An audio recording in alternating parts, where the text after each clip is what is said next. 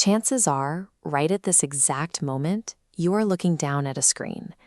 This tech neck is a chronic structural deformation of your spine. To understand the physics at play here, we have to establish a baseline. When your head is resting in a healthy, neutral, upright position, it weighs roughly 10 to 14 pounds. The cervical spine handles this load effortlessly. But the moment your head moves forward out of alignment, you introduce torque. For every single inch your head drifts past its center of gravity, the physics of leverage multiplies the gravitational load on your neck. By the time you reach a 60-degree tilt, which is the standard angle for texting, the mechanical stress on your cervical spine reaches 60 pounds of force. In a clinical setting, this is diagnosed as forward head posture.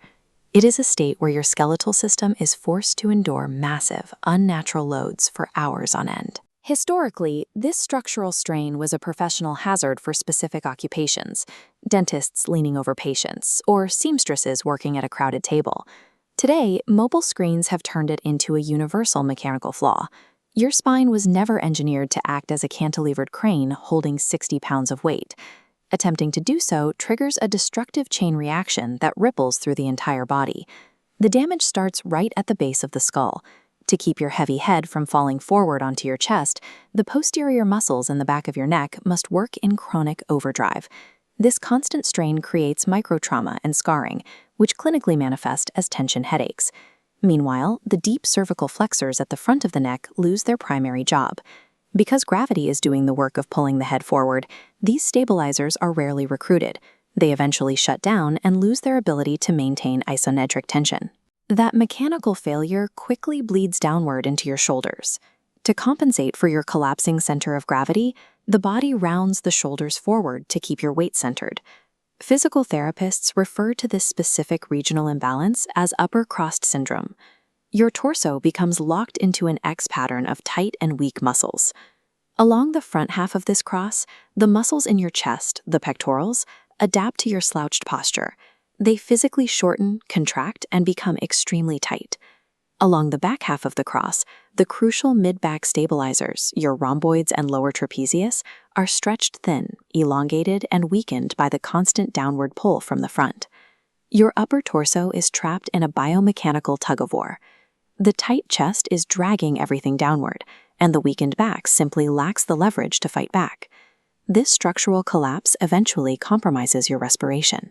As those shoulders round and the head protrudes, the vertebrae in your upper back freeze into a rigid, hunched curve, known as a kyphotic posture. That frozen spinal architecture acts like a physical cage. It restricts the natural expansion and mobility of your ribcage every time you try to inhale. Forward head posture also alters the leverage of your accessory breathing muscles, specifically the sternocleidomastoid. These muscles run from the base of the skull directly to your collarbone and breastbone. When the head is forward, these muscles are stretched thin and tight, pulling up on the ribcage even when you aren't trying to inhale, forcing you to work against your own mechanical resistance with every breath. This visualization compares spirometry data between a healthy respiratory system and one constrained by a slouched posture. You can see a measurable decrease in vital lung capacity and forced expiratory volume in the restricted curve.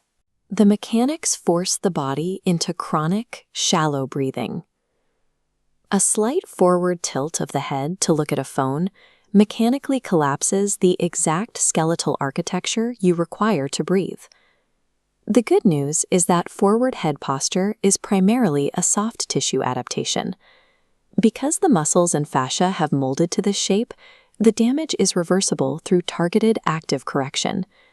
Simply trying to force yourself to sit up straight fails because it ignores the underlying structural imbalance. To fix the hardware, you must deliberately strengthen the muscles that have gone dormant. The correction starts with an exercise called the chin tuck.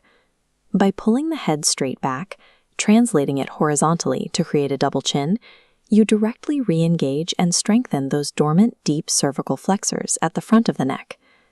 Next, you have to reset the shoulders. You re-engage the scapular stabilizers through focused rowing motions, which forces the mid-back to pull the shoulder blades out of their weakened, protracted state. But building strength in the back is only half the protocol.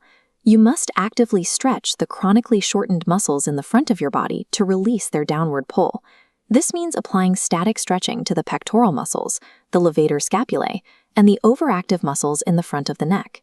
When you combine these two forces, strengthening the back and stretching the front, you successfully restore a healthy craniovertebral angle, bringing the head back over the body's true center of gravity. We live in a screen age. Gravity will constantly attempt to pull you forward, but by treating your body as a highly adaptable machine and applying precise mechanical counterforces, you can reverse the cascade, open up your breathing, and stand tall.